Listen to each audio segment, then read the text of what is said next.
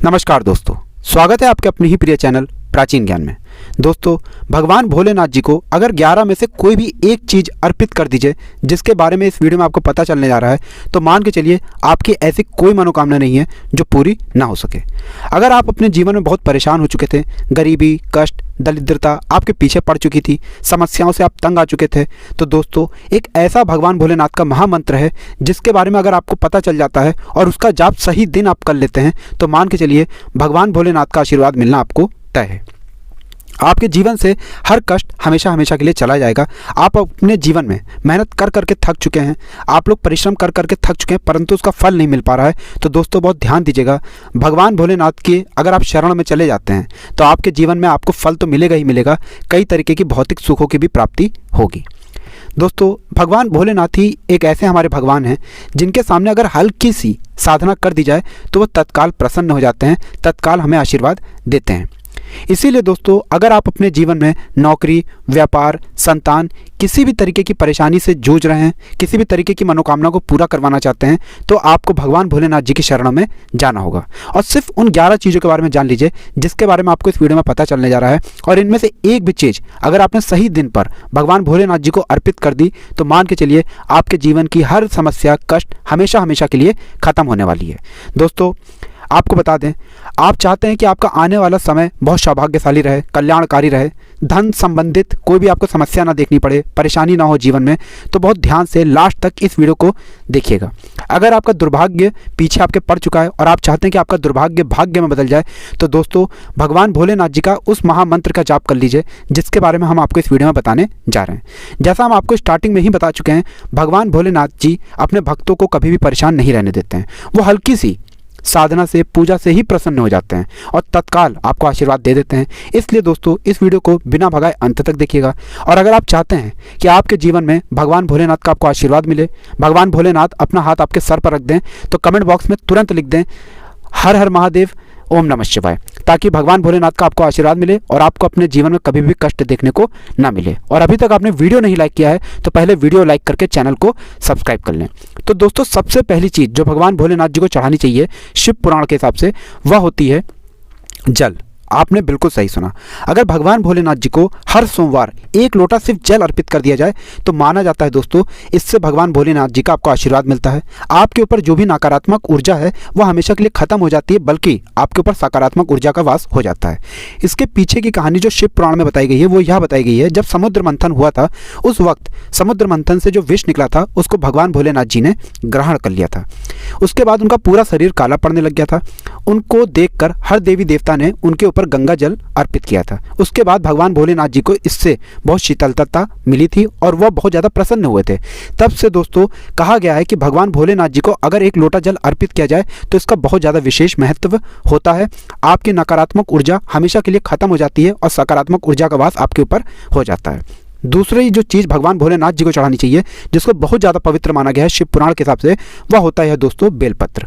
अगर भगवान भोलेनाथ जी को हर सोमवार को बेलपत्र अर्पित किया जाए तो दोस्तों भगवान भोलेनाथ जी को दिया गया बेलपत्र दान माना जाता है। मतलब आप जो जैसे जल चढ़ाते हैं, दूध चढ़ाते हैं, इसको कहते हैं अर्पित करना, परंतु जो बेलपत्र आप भगवान भोलेनाथ जी को देते हैं उसको दान करना कहते हैं। बहुत ध्यान दीजिएगा दोस्तों, शिव पुराण के हिसाब से आप एक तरफ 1000 कन्याओं को भोजन करा रहे हैं और एक तरफ भगवान भोलेनाथ जी को हर सोमवार बेलपत्र चढ़ा रहे हैं, तो मान के चलिए वो दोनों बराबर हैं। भगवान भोलेनाथ जी का आपको वो आशीर्वाद मिलेगा जिससे आपके जीवन में कभी भी कष्ट नहीं आएगा। कोई शत्रु आपके पीछे पड़ा हुआ है, वो आपका विनाश करना चाहता है, वो आपकी तरफ आंख भी उठा के नहीं देखेगा। भगवान भोलेनाथ दोस्तों बहुत भोले हैं। उनको कोई भी चीज़ अगर आप दान करते हैं तो मान के चलिए उनका आशीर्वाद आपको तत्काल मिलता है। अगर प्रत्येक सोमवार को भगवान भोलेनाथ जी को बेलपत्र चढ़ाया जाए तो माना जाता है जीवन में अपने जो 9 ग्रह होते हैं आपके, वो आपका साथ देना चालू कर देते हैं। तीसरा दोस्तों, ये आपको कहीं भी जानने को नहीं मिलेगा, लेकिन आज अपने वीडियो में हम आपको बता रहे हैं कि आंकड़े का फूल अगर भगवान भोलेनाथ जी को चढ़ाया जाए तो माना जाता है बहुत शुभ होता है। आंकड़े का फूल एक ऐसा फूल होता है दोस्तों जो भगवान भोलेनाथ जी को बहुत प्रिय है, और अगर आप आंकड़े का फूल भगवान भोलेनाथ जी को चाहते हैं तो शिव पुराण के हिसाब से आपके जो तारे हैं वो आपका साथ देना चालू कर देते हैं। देखिए बहुत ध्यान दीजिएगा दोस्तों, आपके जो ग्रह होते हैं, जो आपके तारे होते हैं, इनकी चाल पर ही आपका जीवन निर्भर करता है। मान लीजिए आपके ग्रहों की, आपके तारों की चाल आपके लिए अच्छी है तो आपके जीवन में सब कुछ शुभ होगा। इसी की दूसरी तरफ अगर आपके ग्रहों की, आपके तारों की चाल आपके लिए अच्छी नहीं है, आपके साथ सब कुछ बुरा होगा। आप कोई भी निर्णय लेंगे वो आपके खिलाफ ही जाएगा।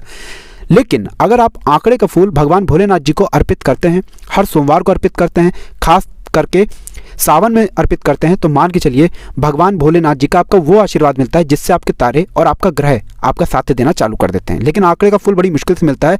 अगर आप हर सोमवार को भगवान भोलेनाथ जी को आंकड़े का फूल चढ़ाएं तो मान के चलिए आपकी ऐसी कोई मनोकामना नहीं है जो पूरी ना हो।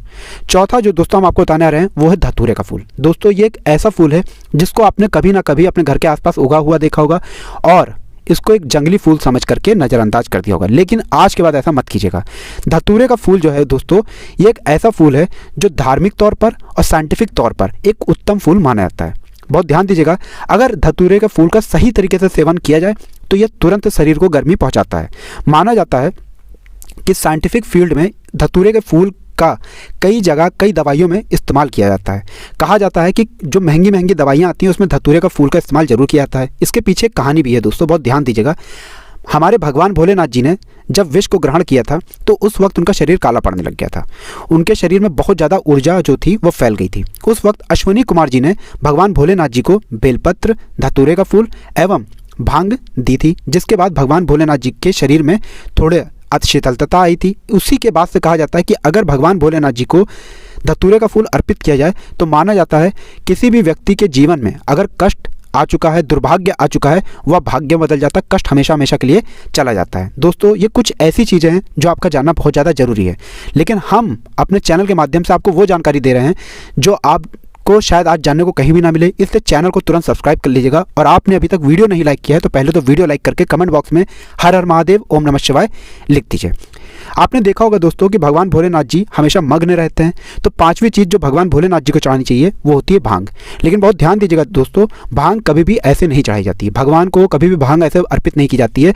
मंदिर के पुजारी से हमेशा समय ले लें, जब वो समय आपको दें और जिस दिन समय दें उसी दिन भगवान भोलेनाथ जी को आप भांग अर्पित कर सकते हैं।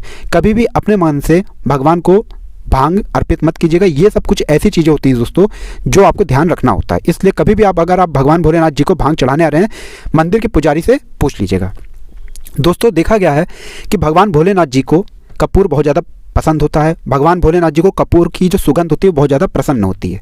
इसीलिए माना गया है कि अगर भगवान भोलेनाथ जी को कपूर अर्पित किया जाए, कपूर चढ़ाया जाए तो ये बहुत ज़्यादा शुभ माना गया है। इससे होता यह है कि मान लीजिए आपके घर में रोज़ लड़ाई झगड़ा हो रहा है, रोज़ आपके घर में कलेश हो रही है, तो माता लक्ष्मी जी आपके घर पर कभी वास करने नहीं आएंगी, क्योंकि जिस घर में लड़ाई झगड़ा होता है माता लक्ष्मी जी उस घर में कभी वास करने नहीं जाती हैं। इसीलिए आप चाहते हैं कि आपके घर में सुख समृद्धि का वास रहे, आपके घर में लड़ाई झगड़ा ना हो, तो हर सोमवार को भगवान भोलेनाथ जी को कपूर जरूर अर्पित कीजिएगा। इतना करने भर से मान के चलिए आपके जीवन से कई तरीके की परेशानियां जो हैं वो एक तरफ चली जाएंगी, आपके घर पर सुख समृद्धि का वास होगा और भगवान भोलेनाथ जी का भी आशीर्वाद आपको मिलेगा। दोस्तों सातवीं चीज़ जो हम आपको बताने आ रहे हैं वो एक ऐसी चीज़ है जो अगर आप भगवान भोलेनाथ जी को अर्पित करते हैं तो मान के चलिए आपको भगवान भोलेनाथ जी का आशीर्वाद मिलता है। वो है दोस्तों दूध। माना गया है हिंदू पुराणों के हिसाब से, शिव पुराण के हिसाब से, कोई व्यक्ति अगर नौकरी पाने में असफल हो रहा है, कोई व्यक्ति जिसका व्यापार ठप पड़ गया है और वो लगातार 11 सोमवार भगवान भोलेनाथ जी को दूध अर्पित करता है तो ये बहुत ही ज़्यादा शुभ है। मतलब मान लीजिए कुछ ऐसी चीज़ें हैं जिसकी वजह से आप परेशान चल रहे हैं, मान लीजिए आपने पूर्व जन्म में कोई पाप कर दिया था, इसी जन्म में आपसे जाने अनजाने कोई पाप हो गया था और आप उसकी वजह से अभी तक थके हुए हैं, आप उसकी वजह से अभी तक परेशान हैं। भगवान भोलेनाथ जी को 11 सोमवार अगर आप सच्चे मन से श्रद्धा से दूध अर्पित करते हैं तो मान के चलिए बहुत हद तक आपका पाप जो है वो ख़त्म हो जाएगा और आप अपने जीवन में नई ऊंचाइयों को छुएंगे। दोस्तों देखिए ये ऐसी चीज़ें हैं जो आपका जानना बहुत ज़्यादा ज़रूरी है, इसलिए इन सब चीज़ों को कृपया करके अपने सगे संबंधियों को, रिश्तेदारों को जरूर बताइए, उन तक ये वीडियो जरूर पहुँचाइए ताकि उनका भी भला हो सके। और अभी तक आपने वीडियो नहीं लाइक किया है तो पहले तो आप वीडियो लाइक कर दीजिए। देखिए जो आपको हम चीज़ बताने आ रहे हैं वो जानना आपका बहुत ज़्यादा ज़रूरी है। भगवान भोलेनाथ जी मतलब हमारे शिव भगवान जी मस्तक पर चंदन का तेल लगाते थे।